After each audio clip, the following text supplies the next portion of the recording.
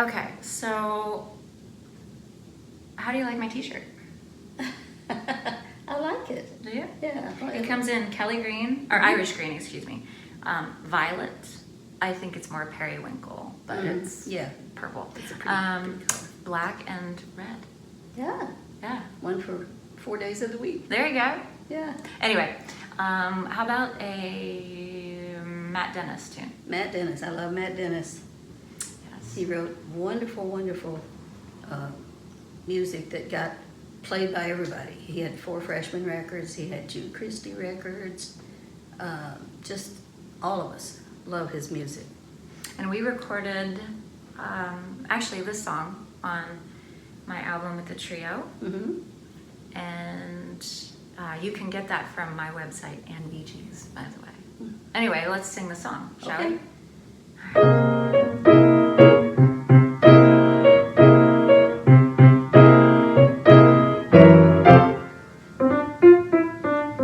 When lovers make no rendezvous to stroll along Fifth Avenue, when this familiar world is through,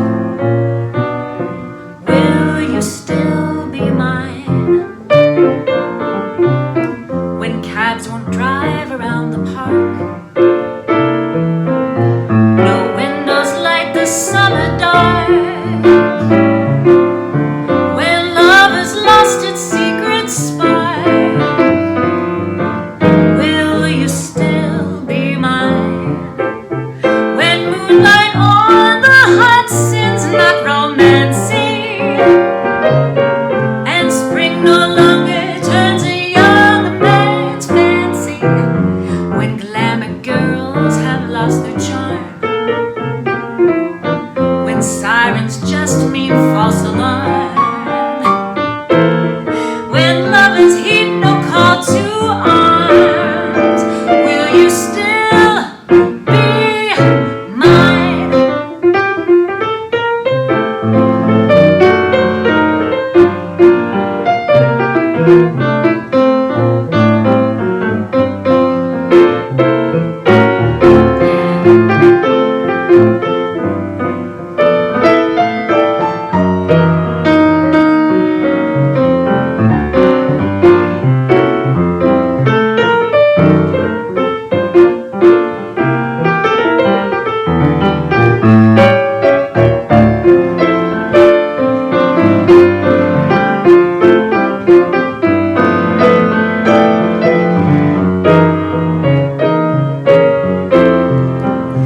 When moonlight on the Hudson's not romancing, and spring no longer turns a young man's fancy, when glamour girls have lost their charms, when sirens just mean false alarms, when lovers heed no call to arms, will you still be? Will you still be? Will you still be mine? Wow. Wait for me. I That need was a drink. fun. Yeah. I need a drink. That's It's happy good. hour. Well, right. I mean, Hi, Beej. How you doing?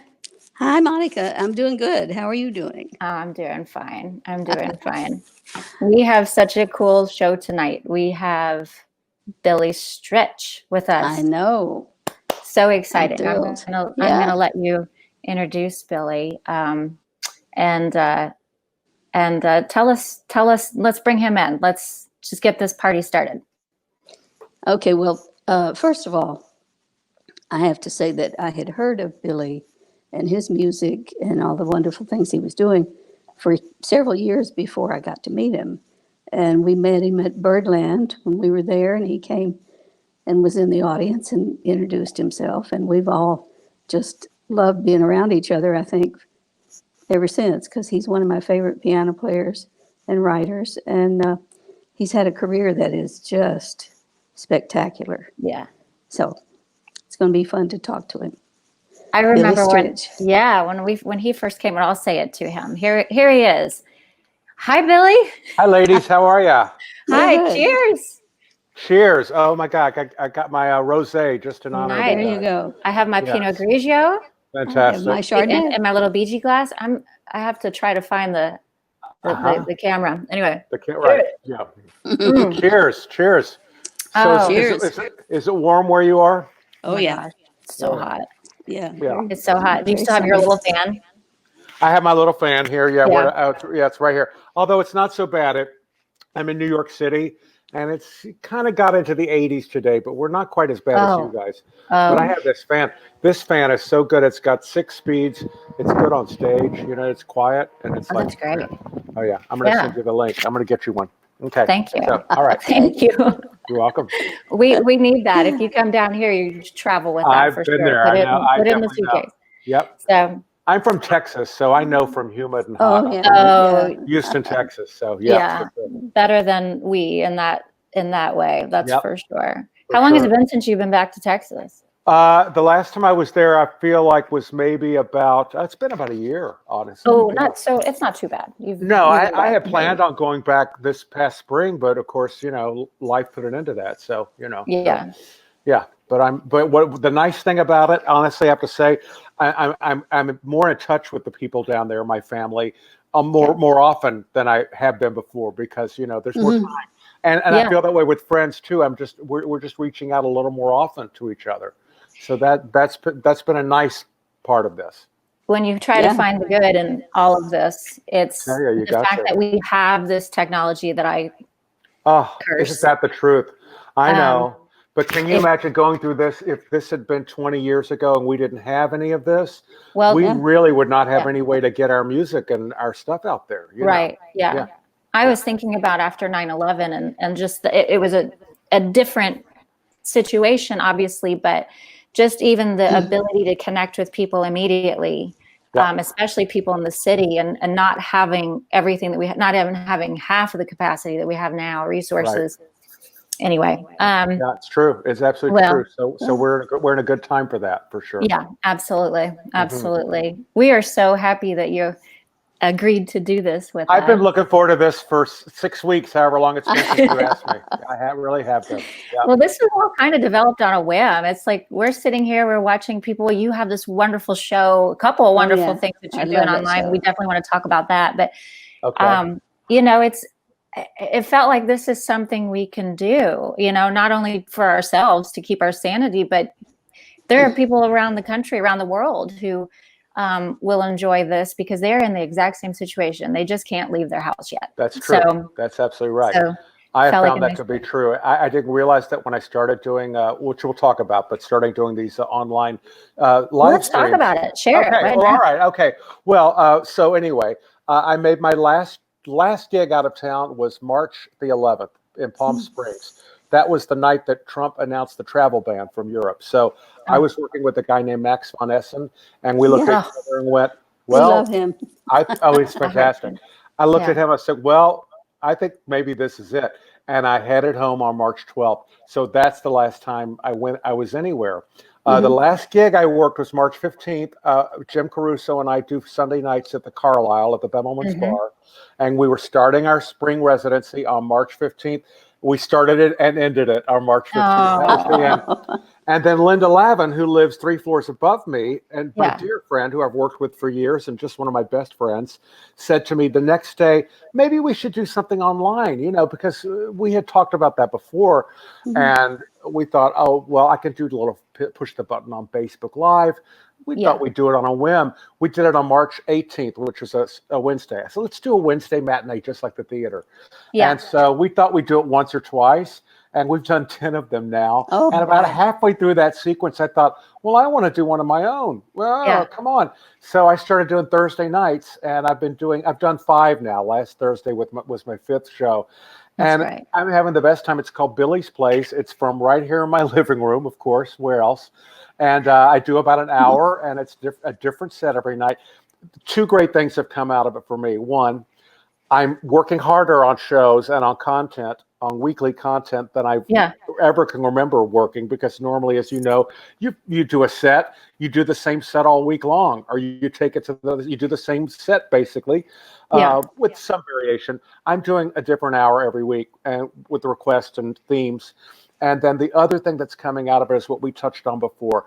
I'm having so many people from Texas that I grew up with, or from other states that I don't get to see very much, telling me how great it is, because they don't often get to New York, or I don't get to their town, and they're getting to see me every week, and we connect in that way. I didn't realize that when it started, but I'm reaching more people now in the last month than I think I've reached in the past year or two. Honestly. Oh my gosh, that's great. Yeah, it's absolutely true. So, so that's positive. You know, I'm sure I'm like you guys, trying to look for the positive in everything. Oh yeah, that's what makes life bearable sometimes. Honestly, and it's hard. There are days when I mean, for me at least, it's the reality of everything can really start to get to you. But you know what makes me really happy? This little puppy dog. I was hoping you would want at least one of the. What's his name? This is Chloe. Her name is Chloe. Oh, Chloe. Chloe, you're on camera. So beautiful. The other one is in the bedroom, but this is Chloe. She's been in my lap. Oh, hi, Chloe. Hi, you want to give me a kiss? There's nothing like a pet. All right, she makes me really happy. So yeah, there you go. I just had to show her up. And right behind me on this side was my dearly departed dog, Ivy, and that's a beautiful painting that a friend of ours did. So she's always watching. I saw that painting. Yeah, that's that's Ivy, and Minnie's in the other room. So I'm a dog person for sure. We love dogs. Yeah, I had dogs pretty consistently for the past 30 or 40 years, and when I started traveling, my oldest dog passed away when he was 14 and a half, which was a good It's a good long age. Yep. Yeah, he was an English setter. Yeah. And so I decided to get a couple of cats, and I hadn't had cats in 35 years. Right. And it's like living with Abbott and Costello. One of them is very, very straight. He's a tabby, and he's kind of like the old grandfather. Sure. And the other one is like, Monica says, we need to get him a hat and cane, because he goes da da da da da coming into the room, you know.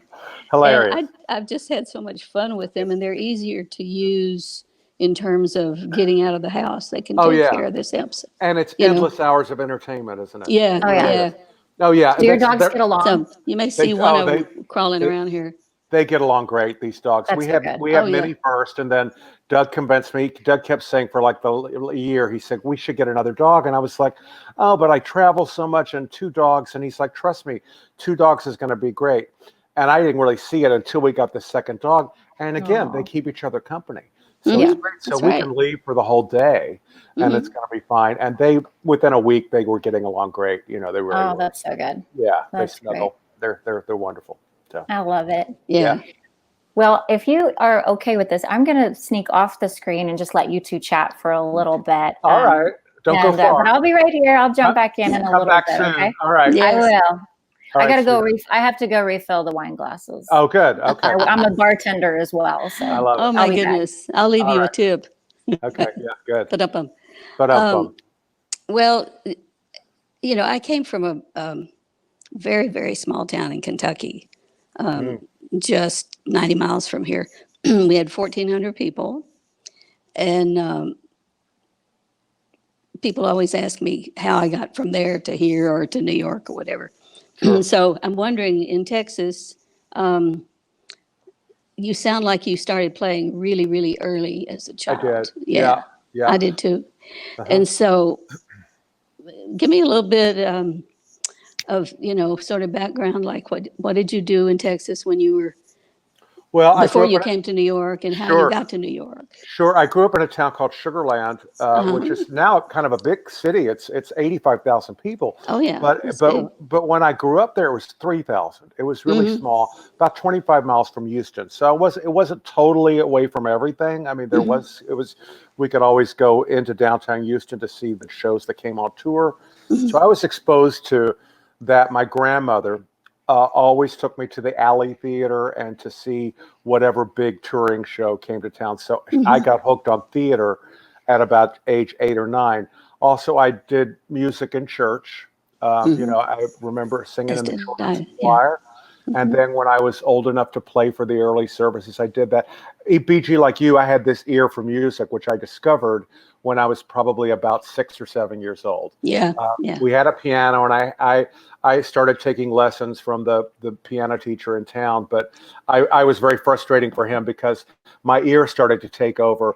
And so he would play things and I would play them by ear and not necessarily play them totally with the right fingering or exactly the right way. I kind of rewrote things sometimes. And I did the same thing. and he finally said, I can't teach. He told my parents, he said, I can't teach your son anymore. Which at the time they didn't understand. But I think even at that age, I was a little more musically advanced than he was probably. So, just having this natural ability. And my mom really realized it. So through junior high and high school, she always sought out good teachers for me who could teach me. I think when I was 12, I had a teacher who taught me how to read a lead sheet, how to read chord symbols, all this stuff that of course, now is totally second nature. But I learned all that at a pretty young age. I went to a fantastic high school with a great music program as well. And I had an outlet for my music to play in talent shows and play for the choir. So I remember getting recognition from the kids my age and from the people in church. And all of a sudden I was standing out for some talent. And, I'm a big ham at heart. So I knew from that age that showbiz was for me. I mean, it was music and it was also theater. And I have to say, I was really attracted to musical comedy and musical theater and all of that. So the two for me still go hand in hand, and I'm sure they do for you, I mean, all the great standards are originally from Broadway anyway. Yeah. So the shows may be long forgotten. The songs live on forever, but, they're all Gershwin shows or Cole Porter shows. So, I was lucky that I had the ear and I had the support. And and by the time I was 15, I was playing piano at the country club and I was making money to take requests. I was learning how to do that. I was learning that it could pay. And then by the time I could drive and stop, and by the time I could drive when I was 16, I was doing gigs with bands in Houston. So, I mean, I was working in clubs before I probably should have been. But I was too. You were too, I'm sure. So, it was the path was pretty clear for me. Even though I spent a brief time in college, I really realized that really wasn't the way for me. I was not going to be an educator. I wasn't going to get a degree in something. I always just wanted to work. And so I have for 42 years now, a long time. But, it's just always been my life. Yeah. Yeah. It's just, when I was in high school, I knew that was what I wanted to do, some form of playing the piano to make a living. Sure. And I was lucky. I went to, as little as our towns were, there were 2 towns 3 miles apart, one in one county and one in another. And both schools were going to have to be dismantled because they didn't have enough students. Right. And we were going to go out in the county. So the 5 of the fathers on each board got together and said, why don't we consolidate the 2 schools? Nobody had done that before in the United States, going across a county line. Wow. And it became the law for anybody that wanted to do that. It was a test case. And so we got to go to the high school 3 miles north, and the little kids got to come to our school 3 miles south. But in Caverna High School, which is where I went, there was a lady there that had graduated from the Cincinnati Conservatory. Wow. And so I got to study with her for 4 years. Wow. And she was just a hometown woman, And she was the one that really got me into learning how to read, write, and all that, because I could fake it, like Of course. And so she really put me on the path to go to college, and I got a degree in music education. But I met some wonderful musicians there that had come back from Korea. And these guys were all 10 years older than I was, but they'd been in bands and they'd played, and they were getting GI Bill degrees to be band directors. Sure. And so, like 1 month into college, I was playing stuff with these guys at country clubs and things and all that. Bet. Yep. So I got kind of two kinds of education at the there. same time. Yeah. Sure. And always hanging out with older people, I'm sure, I was. I was always the kid, and I never had much interest in kids my own age anyway. I was hanging out with musicians who were in their 20s and 30s and even older, and playing with big bands and playing with groups and weddings and bar mitzvahs and, receptions and doing that whole thing. It was a wonderful time.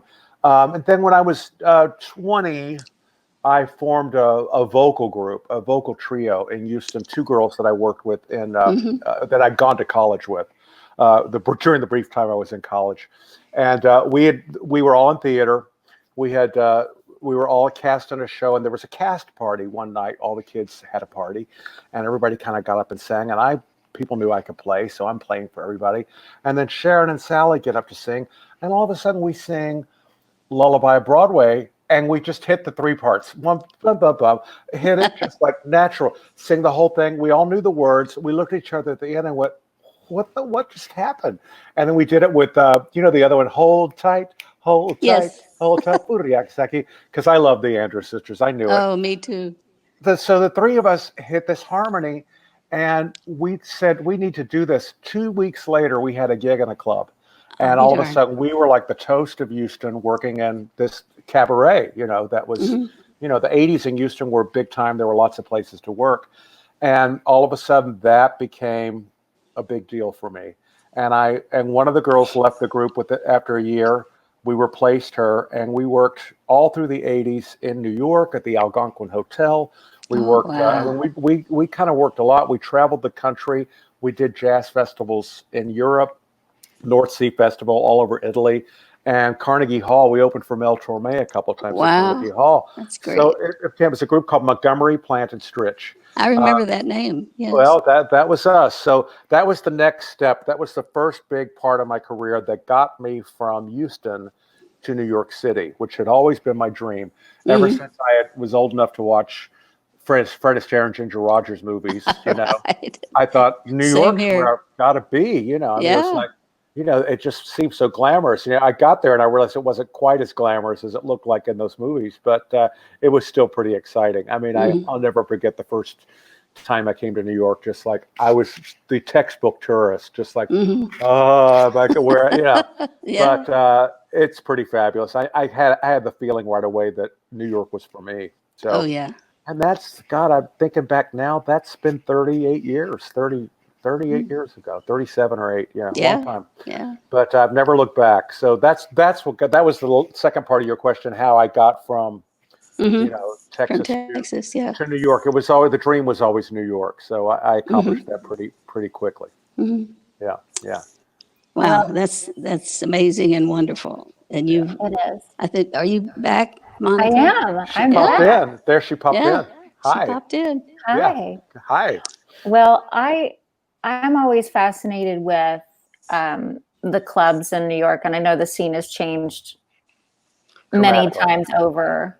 Yep. And Bemelman's and Carlyle, Birdland. I mean, that is that is our common. That's where we met, Birdland. Right, and obviously a really important place for all of us in our own way. You are a mainstay. I mean, you're a mainstay in New York. I mean, you have left a permanent legacy in the greatest city on the planet. And for us, I still get, I grew up in a town like you all did, very small, graduated with 77 kids and 900 people in my town. So every time I go to New York, I think, what the heck? How did this happen? How did I get to play this club? Yeah. But it's been because such you're really talented. That's how that happens. So. Thank you.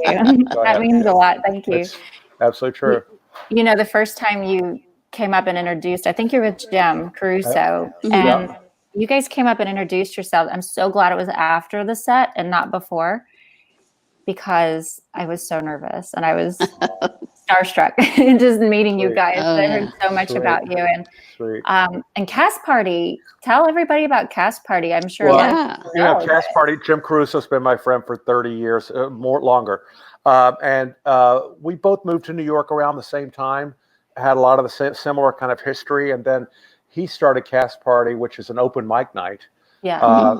He started it 18 years ago. We did it for about a year at a place called the King Kong Room. And then we left that place and we did a couple of other venues briefly and then came into Birdland, I think about 17 years ago. And that's been our home ever since. And it's Monday nights. And I played for most of those years. I took a couple of years off in the middle. But most of those years I've led the trio for that. And it's a fantastic night because we get great singers. We get a lot of Broadway performers. As Jim said, we get the best singers in the world, also other people. Yeah. That's his joke. But most of the time, the caliber of the performers are really good. And it's just a great platform for people to come and actually get on that legendary stage for 5 minutes. And play with, if I say so myself, first-class trio.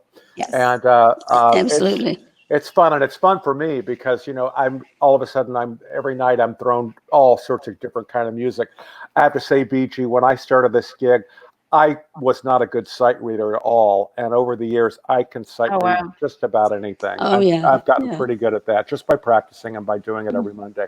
So that's Cast Party, and it's been a steady gig. I miss it because my Carlyle Sundays and my Cast Party Mondays are my steadies, Oh yeah, they'll be back. I know they will be back soon. They will be. Yep. I'm sorry. No, go ahead. I was just going to say that I've seen you in both places, in Birdland and Carlyle, and I particularly I've always loved the Carlyle, the bar, the Bimmelmann's. Yeah. I started going there pretty early on when I went to New York off and on I used to be on the National Board of AFTRA, Screen Actors Guild. And so we had all of our meetings in New York, which was wonderful for me because and several other people, at the end of the meetings, we'd all hike it downtown, go to Bradley's or Knickerbocker or something. Yeah. But one of my favorite rooms has always been the Bimmelmann's. And you and Jim just knocked me out the whole night. Yeah. It was just so good. It's a fun room. It's a scene. Sometimes it can be a little bit noisy, but it's fun. Yeah. And I feel like we're definitely part of history working there. But you mentioned Bradley's. God, I used to love going to Bradley's. Oh, me too. I used to go hear Bob Dorough there. I love hearing him. And Knickerbocker too. I think I heard Harry Connick Jr. play there before he was Harry Connick Jr. So really, yeah. That's 30 amazing. years ago. Well, both of those places were. Well, Knickerbocker's still there, but I really miss Bradley's. Bradley's was great. I got to see Jimmy Rolls and people like I'd read about, I saw Jimmy Rolls with Ella Fitzgerald in Houston before I had moved to New York.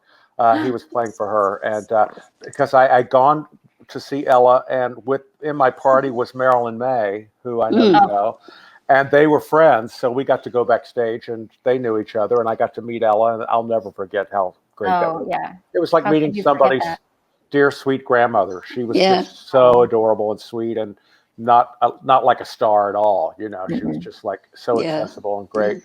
And then we went and then she'd go out and sing, and it's like Ella friggin' Fitzgerald. Oh my God. I couldn't imagine. I know, I just cry through the whole thing. I think if I saw I actually did. I mean, there were moments that it got me. The realization of it really hit me. Yeah. Yeah. That's amazing. We have a little connection. She doesn't know about it to Marilyn May, don't we?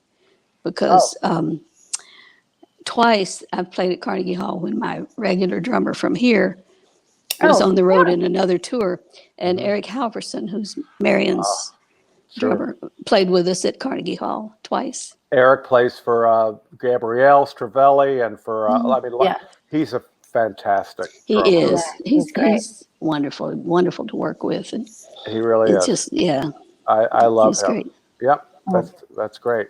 Well, she has the best musicians, and so do you. So well, thank you. It's true. So you have a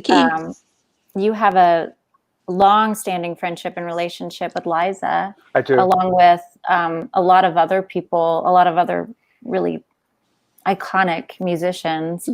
Talk about that a little bit. Do you mind? Can we talk about Liza a little bit? I know you probably get asked to do this a lot. Sorry. Oh, that's okay. It's not cliche. No, but I love I have been a huge fan of Liza's, growing. I mean, I remember Liza with a Z and Cabaret when they came out. I guess it was maybe 12 years old, 13 years old when those hit at the same time. And she was just everywhere. And I just totally, as I said before, it was always about musical theater to me and performers. Yeah. I was attracted to showbiz, and to me, Liza was and is showbiz. The epitome of it. So I'd seen her live a few times. Well, I had spent the whole 80s working with my group, Montgomery planted Stritch, and then we broke up at the end of 1990. And so at that point, I thought, well, I don't really want to stay in Houston.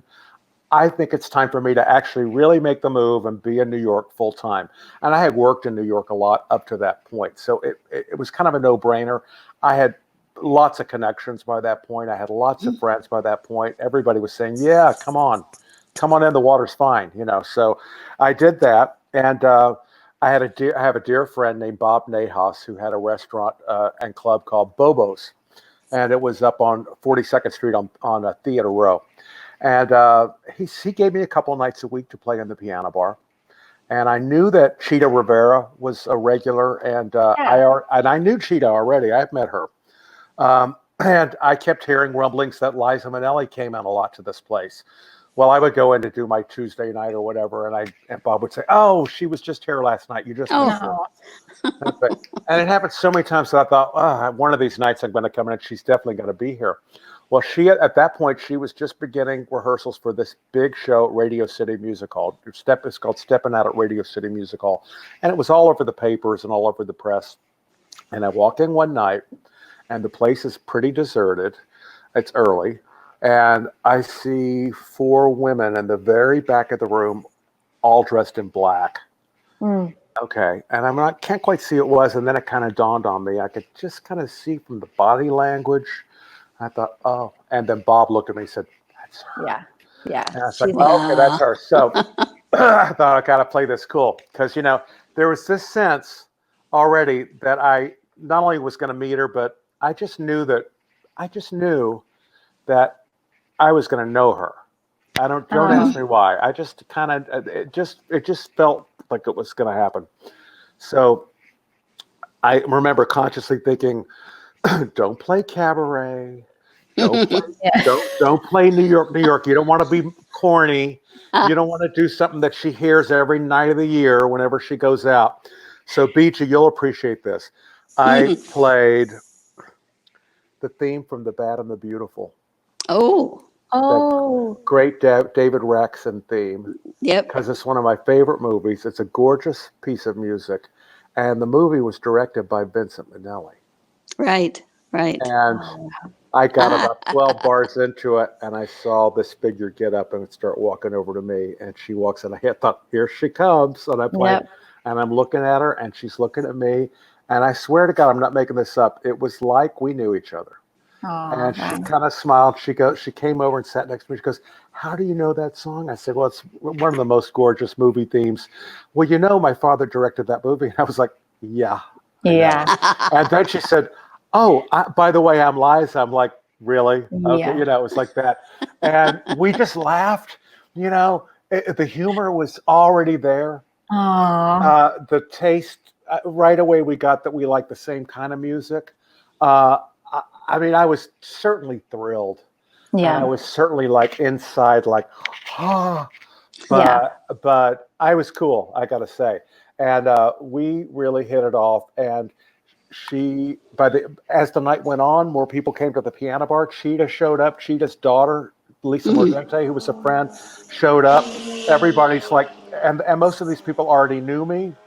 And at the end of the night, she said, how am I the only person that didn't know you up to now? And I'm like, well, now you know me. Now we know each other. And she said, I'm doing the show at Radio City Music Hall, and we're in rehearsal right now. I'd love for you to stop by to rehearsal. Aww. But before the night went on, she asked me if I knew the song Teach Me Tonight. And I said, well, I one of the girls in my group used to sing it. I've never sung it. She goes, well, sing it for me now. So I kind of launched into this. Bear in mind, I'd never really sung it myself. But I launched into this kind of really bluesy version of it. And when it was over, she goes, that's it. I'm like, what? She goes, I've been wanting to open with that. I want to open with this song, but that's the way I want to do it. Would you come to rehearsal? Would you show, I couldn't believe this was even happening. Would you show my pianist, Russ Castle, who's like a genius? Oh, I know Russ. Yeah, we know Russ. I know Russ. And I'm sure Russ must have not really appreciated this young kid coming in at the time. But, we've laughed about that in the years since. But all of a sudden I was at rehearsal going every day. And within a week, there were 12 women in that show. That was the whole angle of the second half, was that 12 women joined her on stage. Wow. So there was a lot of vocal arranging to be done. And that was my background because I had this vocal group. Mm-hmm. So Fred, Ev, and Liza hired me to do vocal arrangements. So cool. That happened, within a week and a half of meeting her. So it was really March of 1991 was this crazy, crazy month. So that's how we met. And then I went on the road with her, first as an arranger and just hanging out. And then I started opening for her and then eventually playing for her and conducting at times. So I worked in a lot of different capacities, but we really became best friends. So I was always involved in every new show or every new arrangement. And it was always a collaboration because, she always had the idea for the song and went to me, and we always worked things out together, which is the best way to do it. I mean, I love collaborating. Yeah. I don't like it so much when someone says, will you do this arrangement for me? Here's the key, and then goes away. I really want the input of the singer. That's what's going to make it personal. Yeah. So Liza and I had that connection all the way along. So that's the short. I could expound on that, but that's the main version of how we met. And we've been friends now for 29 years. So, and very close. Well, if this happy hour thing takes off on the next episode, you can tell us some more stories. I will. I could go on and on. There's no worries about that. Well, we could too, just asking you questions and exhausting you. But you were so kind to send us a couple of videos, and I thought this may be a good time just to tell us a little bit about, it's called Haven't We Met? Is that right? Oh yeah. Yeah. I didn't know that tune and I loved it. Have you not heard? It's a sweet song. It was written by Kenny Rankin, who didn't write a lot. We know him as a singer, great jazz singer who left us far too soon. Yeah. But he didn't write a lot, but he wrote this song with I don't know if he wrote the music or the lyrics, or maybe they collaborated with Ruth Batchelor is her name, and wrote it in 1965. It was recorded, I think, first by Carmen McRae, and then Mel Tormé did it. I think Kenny recorded it, and it's a great jazz waltz. It's called "Haven't We Met," and it's just cute. There's not much to say about it except it's a jazz waltz, and who doesn't love a jazz waltz, right? Yeah. Absolutely. So let us listen to "Haven't We Met." Okay.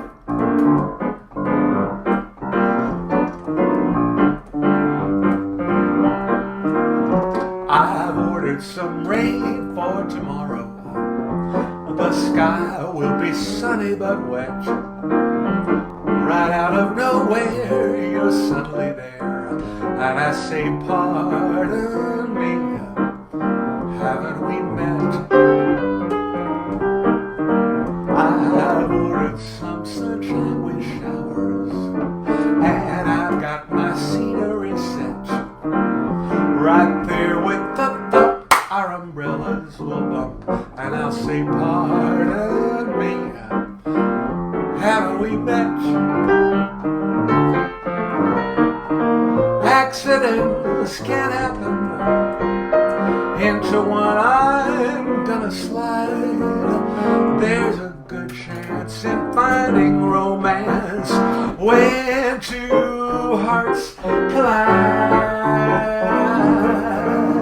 And I know that's just how it happened when Romeo met Juliet.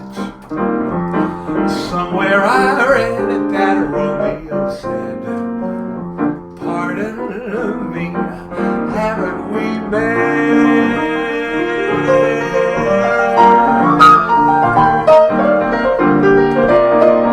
Accidents can happen into what I'm gonna slide.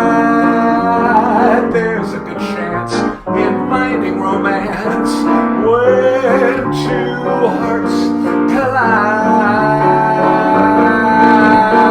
Into love I'll slide. That's just how it happened when Romeo met Juliet. Somewhere I read that Romeo said, pardon me. He said, pardon me. And I say, pardon me.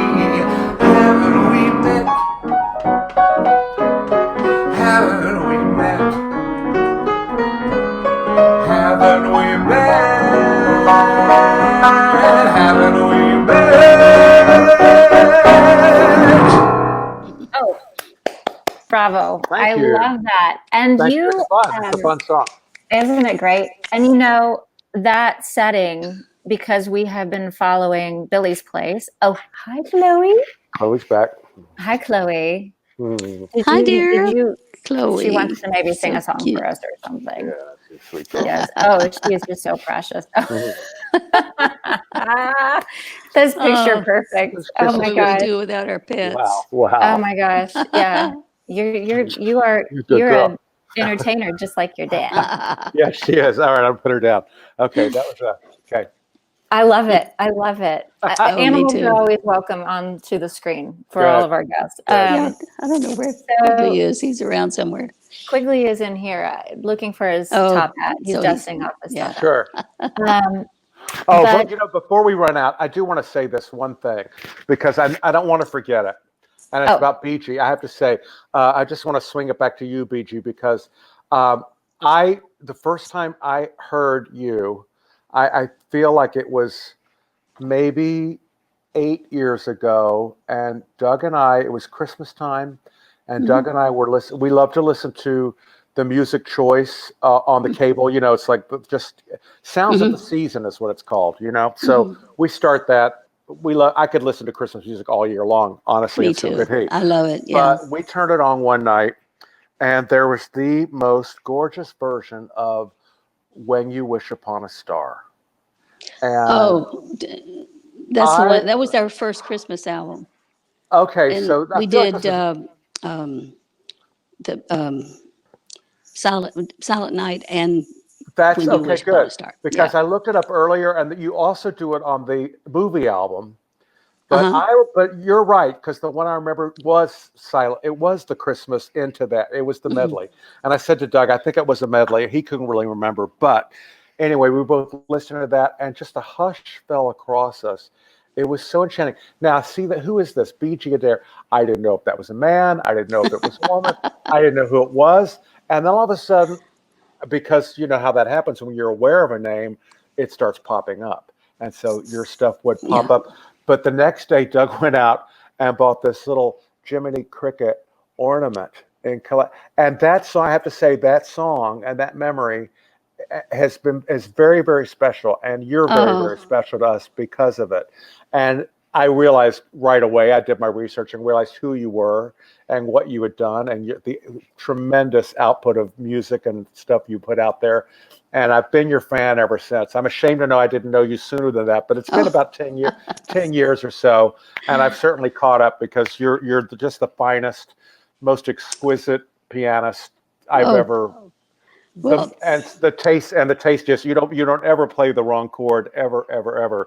And you know, I mean, it's true. You know, it's true. So I just wanted to make sure I said that. So you have a very special place in my heart from that first time I heard you. well, same to you. You know, Thanks. I had heard of you and heard your music for years before I got to meet you, and I was like, "That's Billy Stritch in the audience." You know, he's coming up here. It was great. Well, when Johnny told me that you were coming to Birdland, I was like, oh my God, I've loved her for 5 years now, and I didn't know you were traveling. I didn't know. And so I made sure that I was there, and I've seen you there a few times. I haven't been able to see you at Carnegie Recital Hall yet, because the one time I was coming, then I got a gig, but I know you'll be back. I know you'll be back there again too, and I can't wait to hear you in that setting. We were supposed to be there in October, but they're going to postpone it. Another year. I think January. Yeah. I'll be there Something whenever like it is. that. I'll be there. But it'll show up again at some point. I'll be there. Yeah. Anyway. Yeah. But thank God for Johnny Valente. He's the one that brought us to each other. Isn't he wonderful? I love that place because of the way the crowds are motivated to be really quiet and reverent. He sets the tone so beautifully. Yeah. He really There's does. so many clubs that are wonderful clubs that have people that come in and get in your business, you know. Oh, look at the kid. Oh, who is that? Now, which one is that? This is Quigley. Quigley. That's Quigley. Look at his. Oh, look how cute. Oh, he's got the little. Oh, that's his collar. Okay. Yeah. Yeah, he's got little white spots, just a couple. So he's gorgeous. The ladies like the white spots, he says. He's gorgeous. Oh, look at those eyes too. Oh yeah, he's got these big. He's a pill. He's a movie star. He's a star. Oh yeah, yeah. You know, for sure. He totally knows it. But he's saying about the clubs. There are a lot of places, the clubs, they just want to sell the tickets and get you in the seats. And once the show starts, they don't do much about making sure you're quiet. That's and right. at Birdland, they really enforce that in a nice way. But they make sure, and people go there expecting it, and they know how to behave. And that's why I feel so lucky that that's my New York home, because it's always just I do too. Top. Absolutely. Well, and I think this is Can't wait to go back. Yes, definitely. I think this is a good time to say each month we have been donating a portion of all of our sales from BeegieAdair.com and MonicaRamey.com to some kind of effort to advance somebody affected by COVID. We've donated we have given to donate to, it's the right way of saying this, the PPE, small business relief. And this month in June, we're giving money back to live venues, some of our favorite live music venues, whether they're for-profit or non-for-profit, because they all need our help. And That's right. So Birdland, it's birdlandjazz.com. You can go on and buy merchandise. You can buy gift cards in advance. And I know they were doing a special. I don't know if they're still doing it or not, but buy the gift cards. We bought a huge gift card because we love to go when we're not working in town. Sure. And buy dinner and the show and buy lots of drinks and all that stuff. And we want to give back. That's fantastic. I've been telling people the same, because, it's never going to lose value. And if you're going to go back and support the club, why not support them now when you can? Yeah, that's right. Yeah, when they need it. And they need to be able right now. I know they're trying hard so many venues are trying hard, not only just to keep their leases and their rental up, but they are trying to pay their staff and keep their staff on board and things, even though like in New York, the doors haven't opened yet. And in Tennessee, we're in a little bit of a different place. And anyway, I feel like now more than ever, this is such a great opportunity for us to make sure we support all of those different venues that we love. So Birdland is at the top of the list. Yes. So cheers to Birdland. Cheers to Birdland. Yeah, absolutely. Cheers to Birdland. Yeah, so birdlandjazz.com. Birdlandjazz.com. I got to get one of those. I got to get one of those Beegie glasses. Absolutely, I just saw. Oh yeah. It's good that you know people. We'll exchange. We will. Perfect. 2 wine glasses for 1 fan. Oh God, please! You got that. That's easy. There you go. Yeah, for we sure. need everyone to have the wine glasses for happy hour, right? You got it. Oh yeah. And part of the money goes to clubs like Birdland. So perfect. That's I love it. Great. And they're unbreakable too. So if you spill it, it won't break. Oh, even better. Oh my God. So you have one more tune. Yeah. And we didn't get to Billy. I'm going to be bold and say we have to have you back because we haven't even scratched the surface of all the things. I have a whole page full of stuff I wanted to talk with you about. I can talk a lot, so I'll come back and do another hour anytime. Great. Yes, I love this. We're going to have to talk. Yeah. Because I think that we need to talk about bad pianos. I love to talk about bad dressing rooms. Yeah. And I know that doesn't make sense to people, but it's not so glamorous on the road, folks. It's not. It's not. Showbiz is not everything it's cracked up to be all the time. Yeah. Yeah. And sometimes there's some. What else would we do, right? Yeah. Oh, yeah. But I want to ask also. I want to go into your career that came about in Nashville with a big hit for Reba McEntire and Linda Davis. Well, and we could talk. Yeah, we could talk about that. Whenever you want to talk about that, that was a huge record. I heard it before I knew who had written it, and it was just flying out the door. It was so. I was so popular. lucky with that. I mean, people are still discovering that I'm the guy who co-wrote that song, so it's a nice thing that pops up a lot. And it was a song. Just very briefly, I'll tell you, it was a song that was written for the two girls in my group because it's a duet for two women. It's the wife and the mistress. It's called "Does He Love You?" Yeah. And so it was Sharon and Rebecca sang it in the group, and it was we always closed the night with it because it gets to the bridge that they sing it away from each other like they're both in their own world, and then they get to the big key change and they turn to each other, go, "Does he love you? Does he love you, Lucky?" And and people would cheer, and we worked a lot of gay bars, so like they would just went nuts, and they would always say, nobody could remember the title. They would just say, "Oh, are you guys going to do the bitch fight?" That's what they called it, was the bitch fight, right? Yeah. So, so it was the biggest hit song on our show. And then Sandy Knox, the girl who co-wrote it with me in Houston, moved to Nashville a few years later, became a staff writer at a publishing company. This demoed the song went into the catalog, and then in 1993 Reba McEntire was touting this singer that she and Narvel, her husband, had just signed to their management company, a singer named Linda Davis. They were looking to just bring her career out, to give something to give her a big push, and so somebody had the idea of, why doesn't Reba record with Linda? And strangely enough, there were nobody could find a female duet. I mean, duets, I guess, are not that big of a deal, or they weren't then. Right, yeah. In Nashville. Yeah. And a friend of Sandy's, it was so weird and lucky and happenstance, remembered the demo of the song and somehow got it to Reba on a cassette tape. Remember those? Oh, yeah. And Reba, as the legend, it may be apocryphal, but what I heard was that she listened to it in her car driving out to Franklin or wherever she lived. And by the time she was home, she called and said, "I'll put a hold on that song. That's the song." So she held it, and Sandy called and said, "Reba McEntire's put a hold on the song." And then it happened really quickly because 2 weeks later it was recorded.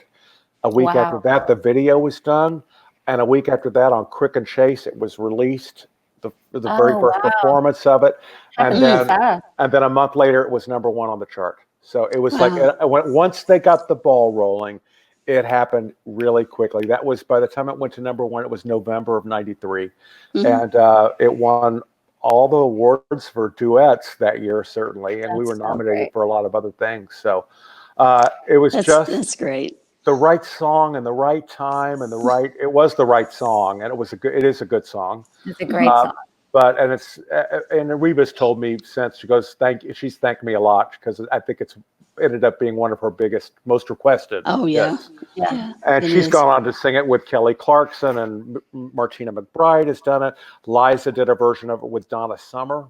Woo. Patty LaBelle did a version of it. It's been covered a lot. So I'm waiting for the next big cover. But so that was my foray into country, and I spent a lot of time in Nashville in the '90s, and I always loved coming back there.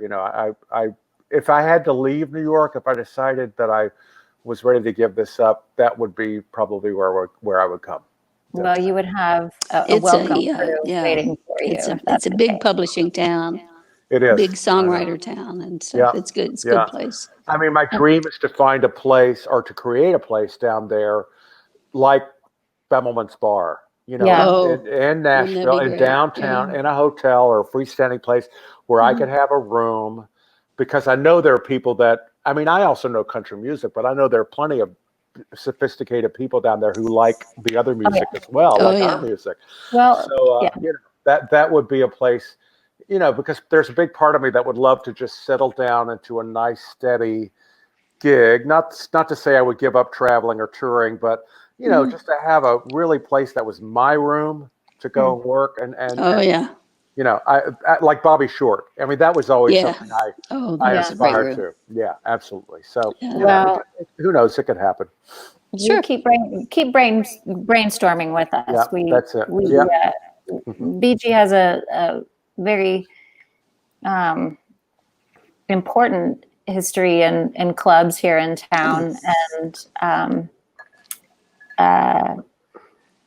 anyway, a club like that sort of has existed in the past, and not of any fault of its own, just real estate. I know, that's always it doesn't exist anymore. We had 10 years at one club, and I had 10 years at another club. Kind of like that.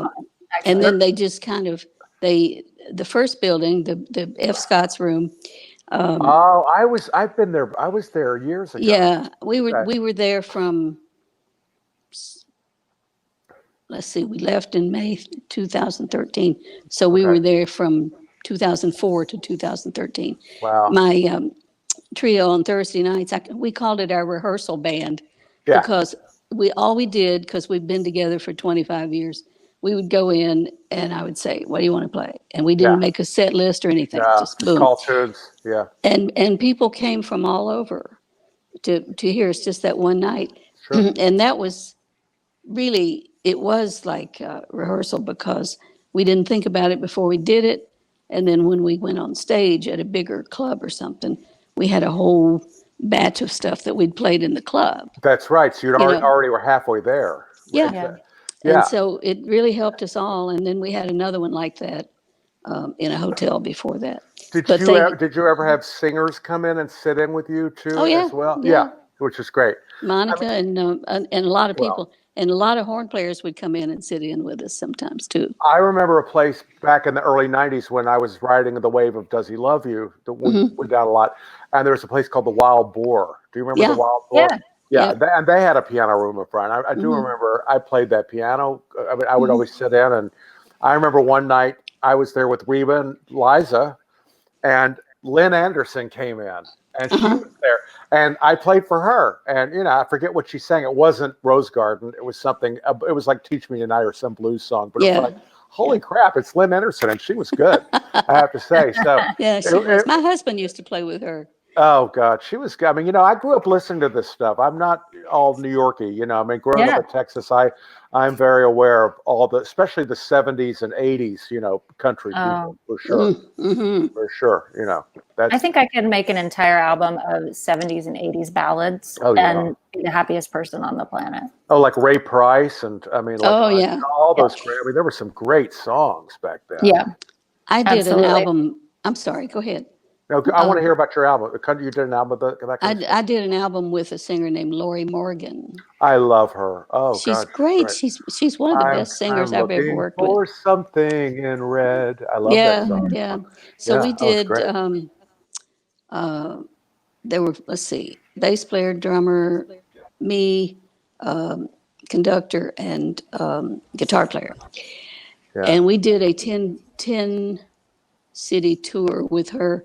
After we did an album of, she did things like Michel Legrand songs and all kinds of, all standards, and with the string section and the whole bit. Oh, nice. And she didn't get a lot of support from her record company. They just wanted to put it out and shut her up, kind of thing. Yeah, because she wanted it, but she wanted the other stuff. And but they booked us in places like Atlantic City.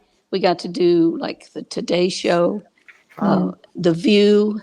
The big casinos in Connecticut and things like that. Foxwoods and all that, Foxwoods, and it was a great tour because all of us in the band had our own bus, and the conductor was an old friend, a guitar player and ranger, and so we just kind of had.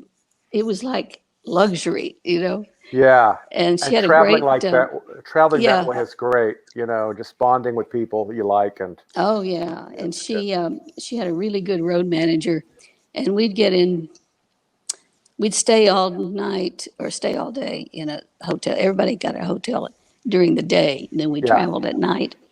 And so after the show, we got back on the bus to go to sleep. Travel. Yeah. But the band manager would always have pizza, beer, and wine, and all these things, and we'd all sit up till about 3:00 on the road. Right. You know. Sure. And it was so much fun to go to those big cities and that's the fun part. Do all of that showbiz. stuff. That's the fun part. You know. Oh yeah. Especially when you don't have to travel to an airport and schlep. When you can just get on that bus. Get on the bus and go. Get the food out, and play cards, play games, whatever, play music. And then everybody's all together, and you get to the next place. You can sleep until sound check, and do the show. Or it's like, and everybody's together, and it's bonding, and that's rare. And I love hearing stories like that. Yeah, it really was fun. I'm gonna have to check. I'm gonna have to look for that album on iTunes. It's wonderful. They play it on. It's called Secret Love. I can't remember the name of it. I'll find it. Secret Love may be the title. I'm not sure. No, it's all standards. Yeah. Oh, yeah. Sure. Anyway, I know they play it on not Sirius Sinatra, but one of those. Actually, I've heard it on Seriously Sinatra a few times. Yeah. Great. Somebody. She's a great singer. She is. Her father was a great singer. He was my era. George Morgan, and he was a country artist, but he was a crooner like Perry Como. Right. You know, he had that big sound and everything. Yeah. And so she grew up with all that. Yeah. And she had great ears. Yeah, of course. Yeah.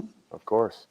Well, speaking of great sounds and great ears, I want to play That's one a nice segue, Monica. Did you like that? Yeah, I love that. Very smooth. Thank you. I've been practicing. Yeah, good job. So, do you want to set up the other video, or do you want? Is the other one of me playing in my living room, like for my show? Is that? Do you want to set up? I can. It's just one of my favorite Gershwin songs. This is the one, right? The Gershwin song. And I'm loving doing my weekly things. It's called Billy's Place. It's on Facebook. Oh, it's good. We've seen it several times. And you just saying what you were saying before by doing your gig at the Thursday night rehearsal gig. You just call tunes, and by the time you go out to do gigs, you'd have the show together. And I love creating this content every week because I'm building up this library of stuff. And so by the time I can actually get out in the world, I'm going to have a lot of new arrangements to choose from. But I'm loving I'm loving taking requests, and a lot of times, I've been blessed with this great ear. So Gershwin was my way into the Great American Songbook. When I was 10 years old, my grandmother gave me the Gershwin Songbook, the George and Ira Gershwin Songbook, because she knew that I was going to get it. She knew that I was ready for that, and I still have it on the shelf back here somewhere. Wow, and that was my way. And I wasn't a great reader when I was 10, but I worked my way through that book, and so I have a real affinity for the Gershwin songs. And this is a foggy day in London town. Oh, I love that one. I love it too.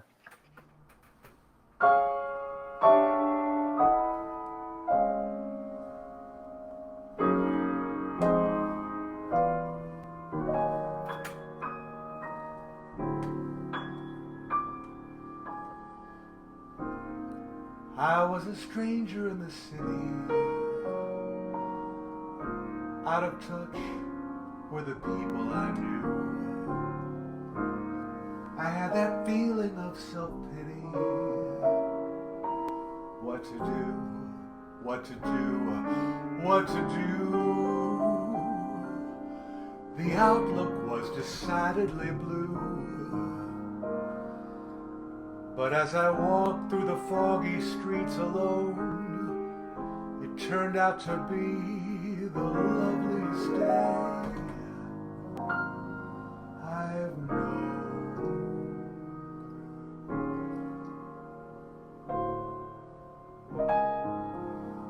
A foggy day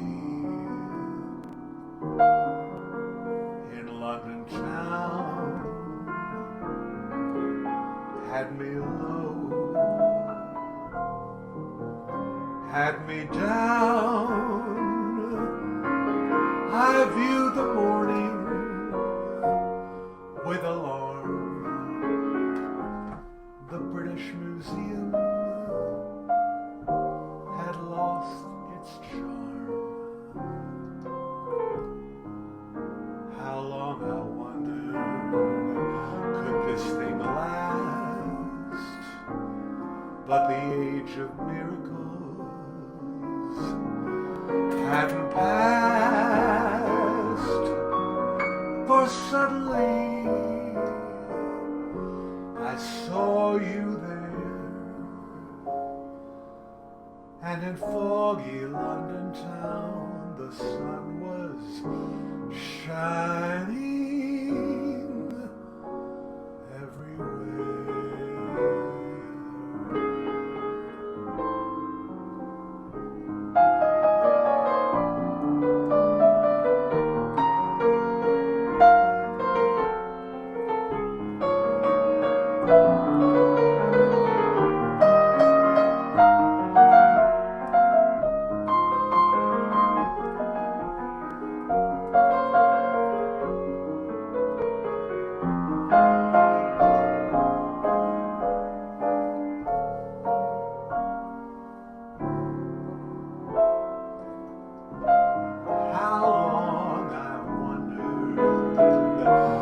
This thing last, but the age of miracles hadn't passed.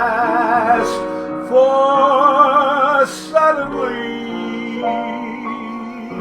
I saw you there, and in foggy London town the sun was shining everywhere.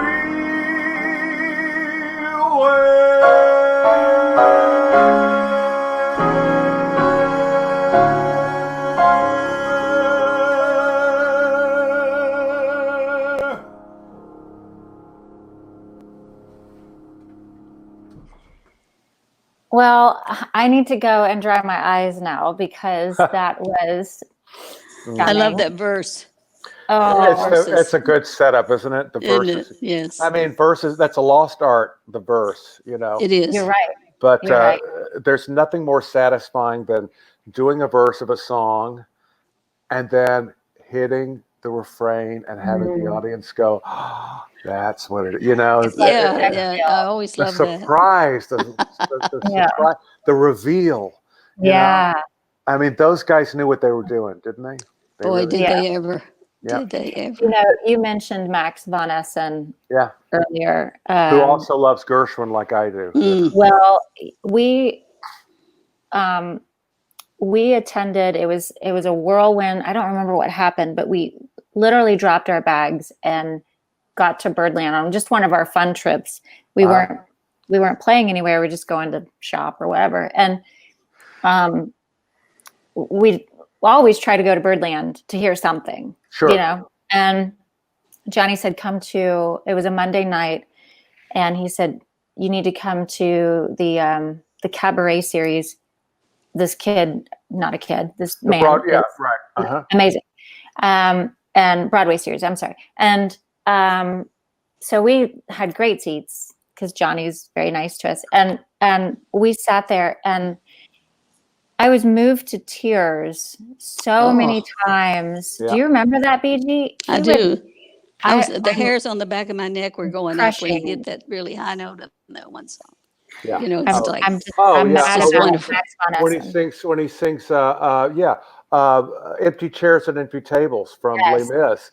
And it's so, you can hear a pin drop, and he gets to that note, and he holds it so long, and it's like that moment where he lets the note go, and it's silent, and the room is silent. Yeah. Oh, yeah. Then we were crying. About it. We were crying. Max is exceptional.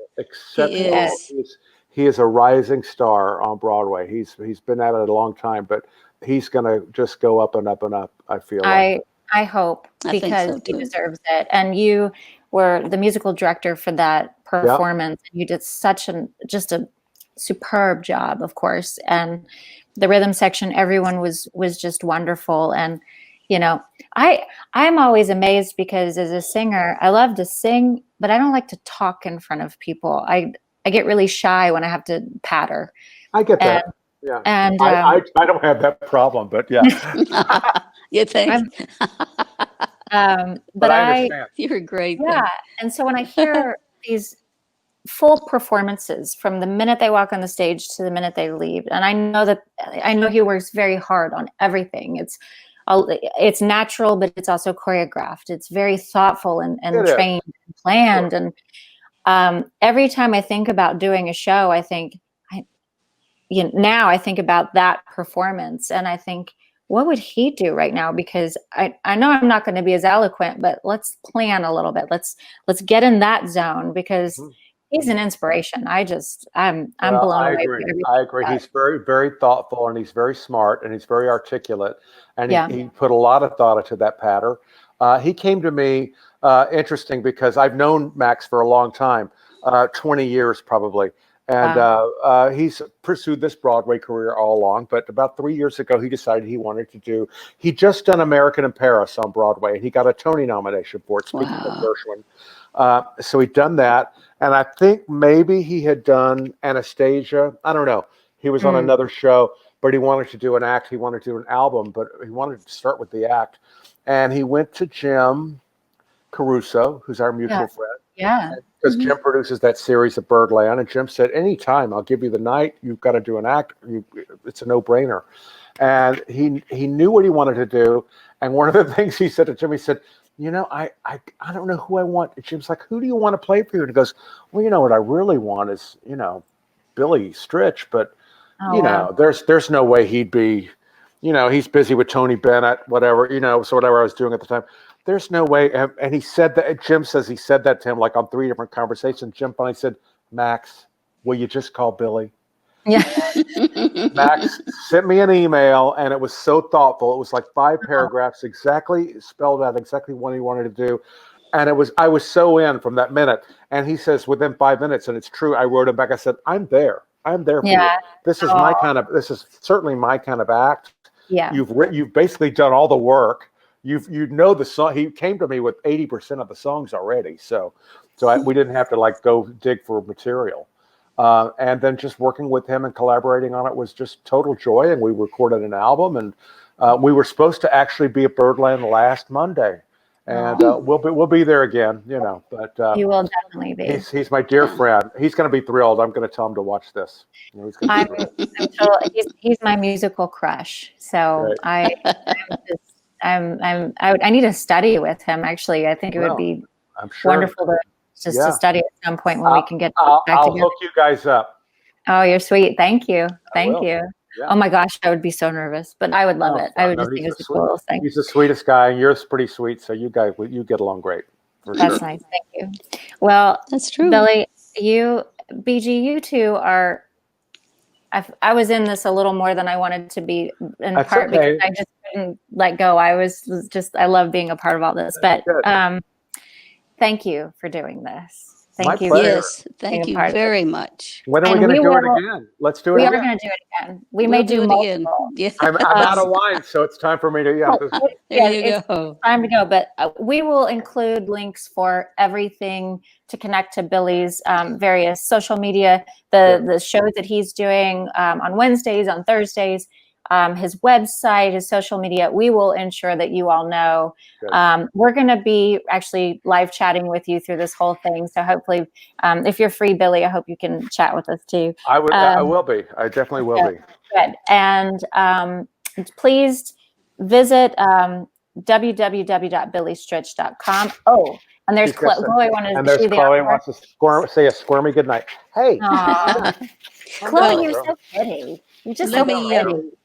Let me put out a word, because I love this so much. Please tell Linda Lavin that I so much appreciated what she said about me, and I just got a really big boost that week when you all talked about me. I've seen her on so many things, and I'm thinking, this person knows who I am. I'm never get used to that. She is a huge fan, just like I am. We play you all the time. She's a good singer too.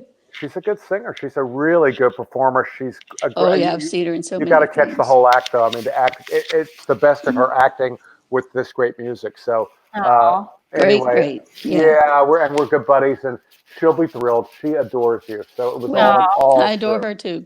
Good. I'll tell her. It's fun to catch the Wednesday shows and Billy's place on Thursday nights at it's 8 p.m. your time, right? That's right. Eastern. 8 Eastern. 8 p.m. Eastern. Yeah. But we'll include all the links in the chat and in the description. So just look at it and please support Billy in every way that you can.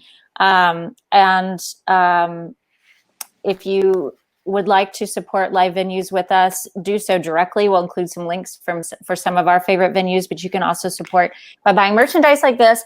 Beegie Adair t-shirt. I keep wearing these each week in a different color, hoping they, I'm like the model. I'm like the. I love it. Anyway, and we've got glasses, we've got music, whatever you want. A portion of everything goes to Chloe. Supports all of this. She is our spokes dog of the week.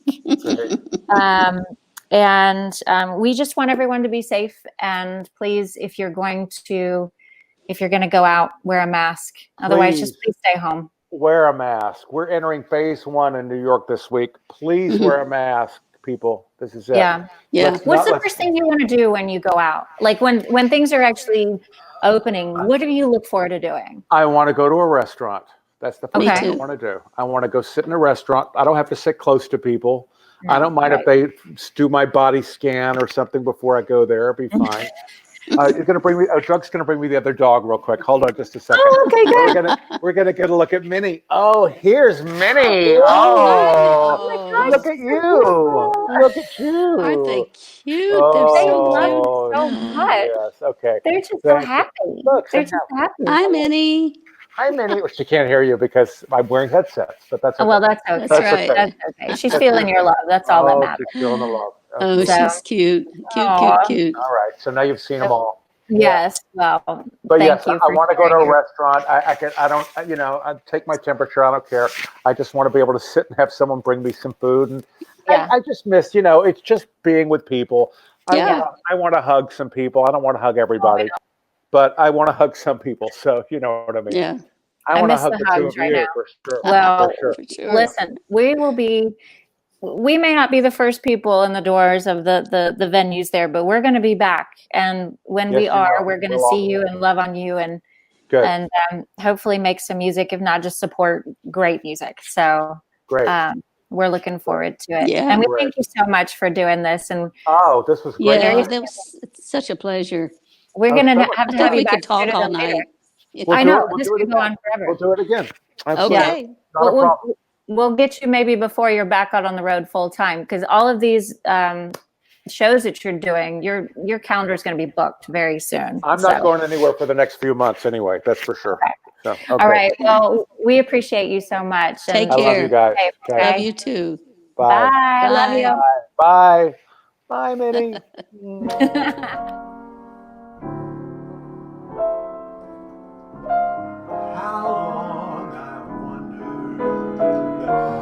This thing last, but the age of miracles hadn't passed, for suddenly I saw you there, and in foggy London town the sun was shining